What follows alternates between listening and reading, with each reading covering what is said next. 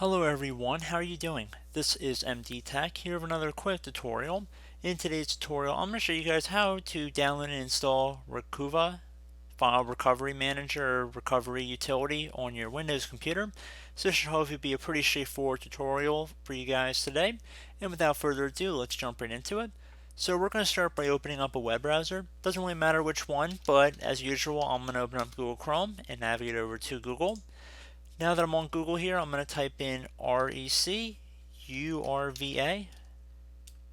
and then download. So Recuva download. And one of the best domains for this download should be from ccleaner.com, the makers of Recuva, or Puriform more likely, but ever since CCleaner has been purchased by Avast, I guess it's no longer made by Puriform.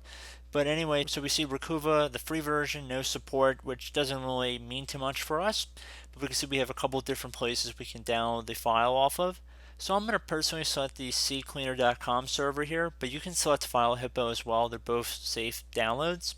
It's only about 5 megabytes, so not too big. Once it's done downloading, just left click on the file once until you get the user account control window. Make sure to verify publisher in here and then left click on yes. So at this point we see we have the Recuva version 1.53 setup. By installing this product, you agree to our license agreement and privacy policy. At this point, I would recommend left clicking on customize and just make sure the options in here match with what you're looking for. So for example, if you did not want to add a desktop shortcut or did not want to automatically check for updates, you could deselect these options in here without too much of a hassle. Otherwise, just left click on install to finish up.